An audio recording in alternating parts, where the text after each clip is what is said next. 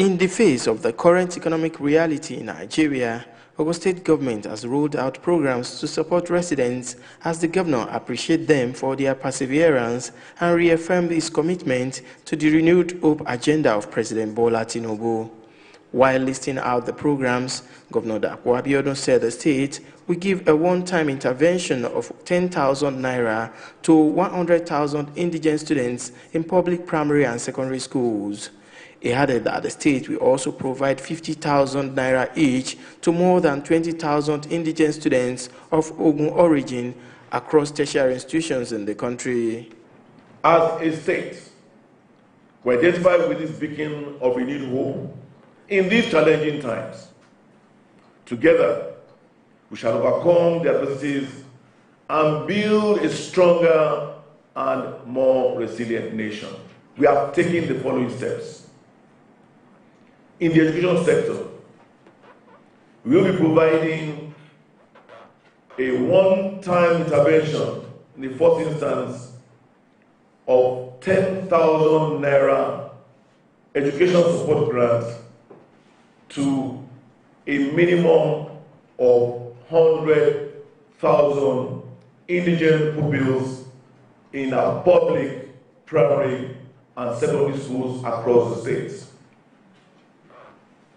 Number two, we will be providing all our Indian students in all tertiary institutions nationwide with an education grant of 50,000 naira each. To date, we have a total of about 27,600 indigent students across the country. On food support, Governor Abiodun said nothing less than 300,000 households will benefit from the program.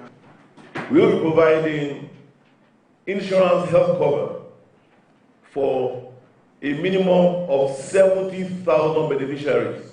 The governor also promised to commence the release of additional 500 million naira monthly deductions for civil servants and continue with other welfare programs. He also vowed never to allow anyone test the will of the state on security. Kazim Olwe, TVC News, Abeokuta.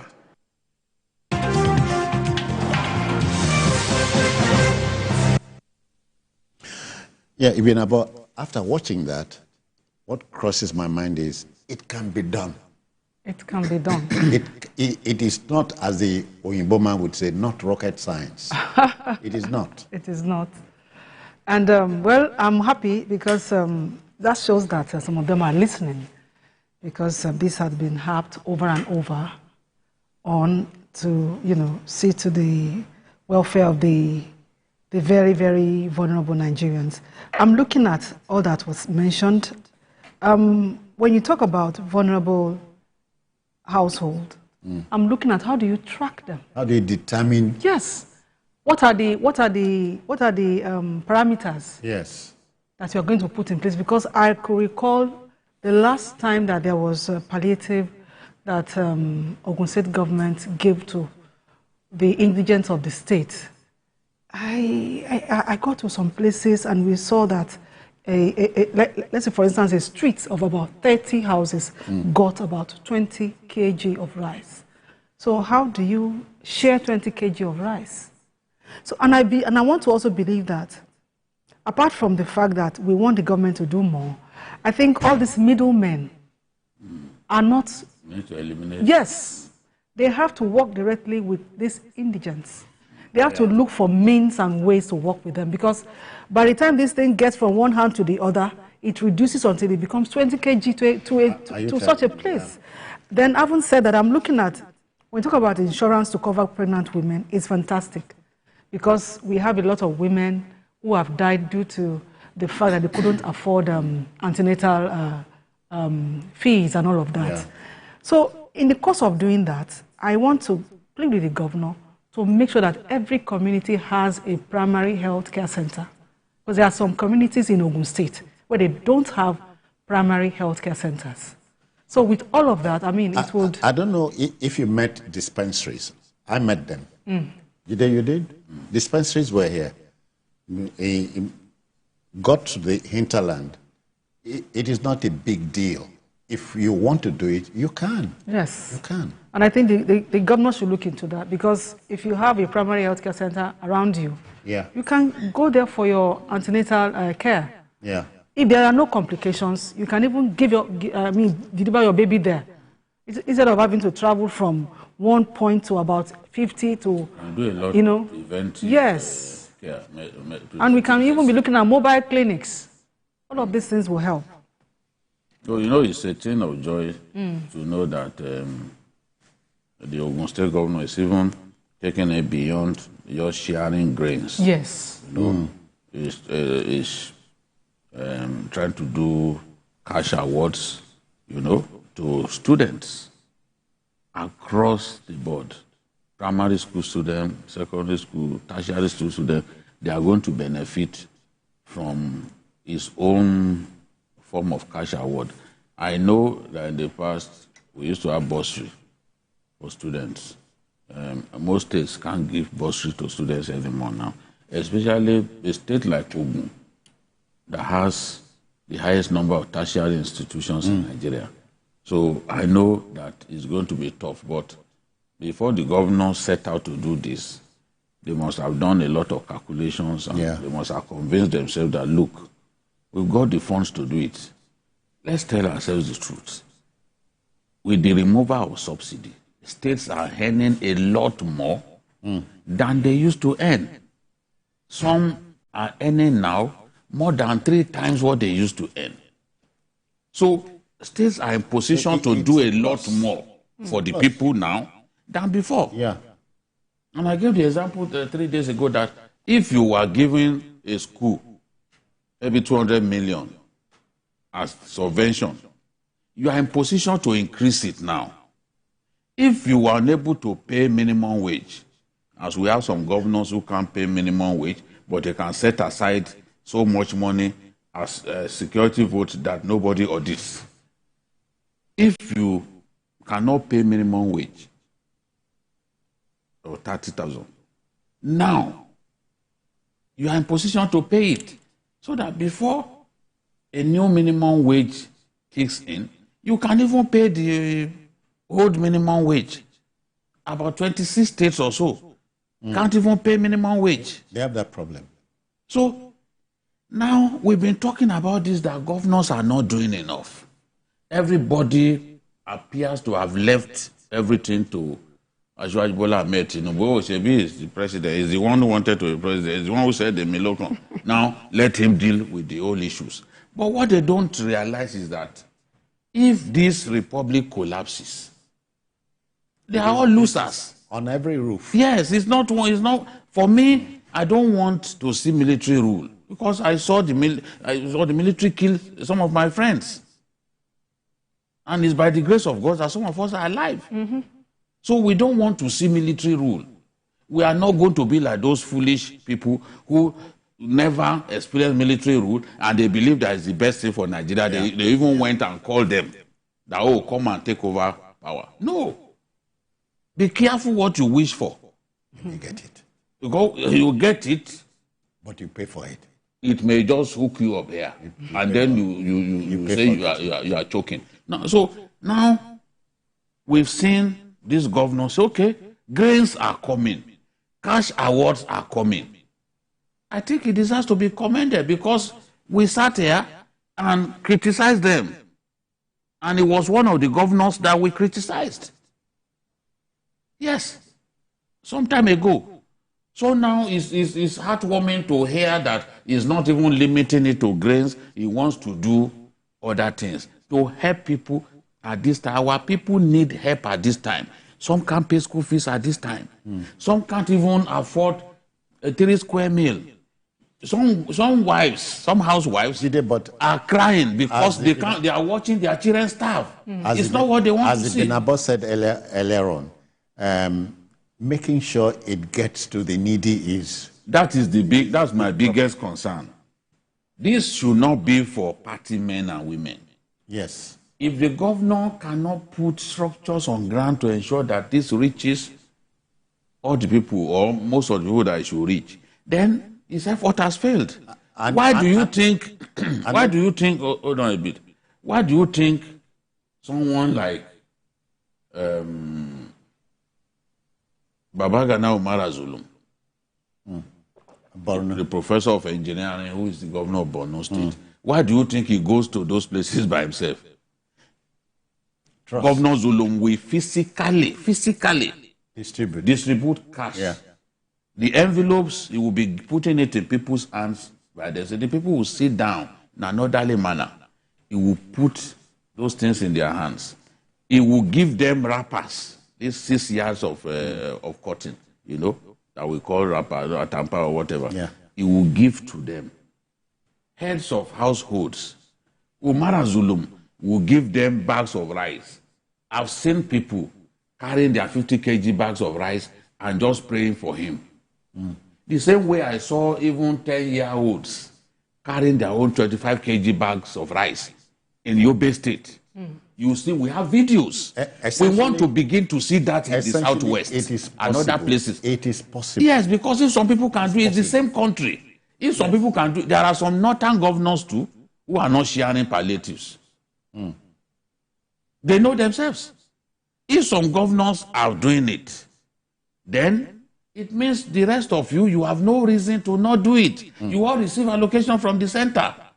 And all of you have seen your monthly allocation quadruple in the aftermath of the subsidy removal. Nigerians have sacrificed. Now governors must let us see the effect of that sacrifice by doing their best to ease the pain on our people. Don't leave it to the president alone. The president gave 2 billion to each state. There are states that have not shared a single grain of rice. Because we don't hold our leaders accountable the way we should. That's why this is happening. Even about, you know, not too long ago, the Emir of Kano sent a message to the First Lady. Tell number 1 citizen, ground no level. No level. So we are talking about pillow talk. When Madam Anoga resolve matters. And the Sultan said the same thing. Yeah. And so this is the time. This is the time. And taking it back to the Ogun State governor, also, you know, there is one thing that we do that is not sustainable, and that is giving out foods. Ogun State has vast land, arable lands. The governor can embark on aggressive, you know, agricultural. Yes. So that at least by the time you are done giving all of these foods and everything, food will keep coming into the market. They should have all this food. Yes, they should have this food. There's something they are doing in Lagos. Food. I think food. So I can't. Food hubs. Yes, where people can go to. Yeah. And buy designated market. Yes, and buy these food items at very reasonable prices. Yeah. And farm fresh. Yes, and you know, in sharing of these things to get to the indigents, it would be very good if the governor would directly work with the CDCs and the CDAs. These are the people that are closest to the people in the community. For where I live, I can easily point out that, okay, if I have a palliative to give to somebody, because I've done personally, I've given people personally, so I know who and who to point.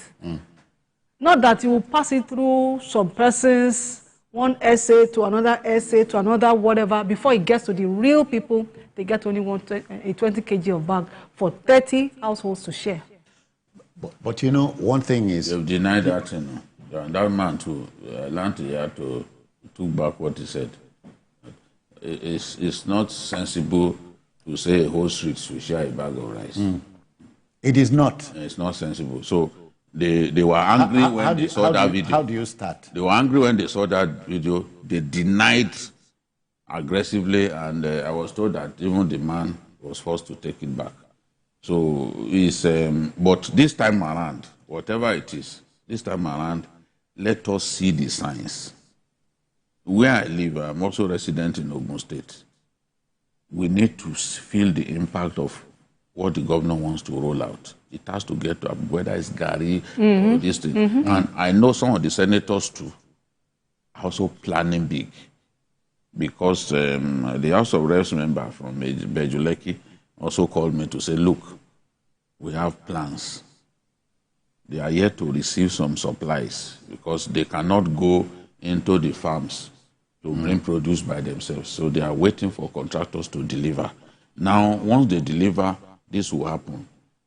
Former governor of Ogun State, Benga Daniel, is planning big, to roll out palliative grains and other forms of support for our people on Monday. So we are going to see improvement along this line. What our people just need at this time is support, empathy. I've said it before that, look, empathy is one of the key qualities that you expect from a leader. If you are my leader and you can see that I'm in a vulnerable state and you do not show any kind of care, so you are not a good leader. You should be able to give me a shoulder to cry on when things are tough for me. So, and then also, I think Ogun State government, they are trying to come up with state-run transportation services. And I also heard that it's going to be pocket-friendly. So I think it is part of the palliative, and it is very commendable. Yes. Essentially, all three of us have agreed it can be done. Yes. It can be done. When I was in Ogun State some weeks back, I saw that, yes, they wanted. In fact, Ogun was the first state to come up with the idea of CNG. Yes. They had engaged some foreign technicians, training people and all that. But what they discovered was that the CNG buses, because those buses are big, the people have no patience to wait until those buses are full. For example, you put long buses on the route from, let's say, Abeokuta to Songo. Just using that as an illustration. The buses are big. The people will go and enter smaller vehicles so that they can live on time. Now, what the state needs to do is to partner with NURTW taxi drivers so that they can also assist those who have small vehicles, small taxis and all that, to have those conversion kits and get the CNG so that the people can then pay a token for transport, because that's the goal of the government. So they pay a little. So, but it is clear now that those long buses, people have no patience to go and they are cheap, but people want to get about their daily hustles in good time. In good time. So, Governor Dapo Abiodun, from this table, we wish you Godspeed. Nothing more. Well done, Prince. Okay, to our next story.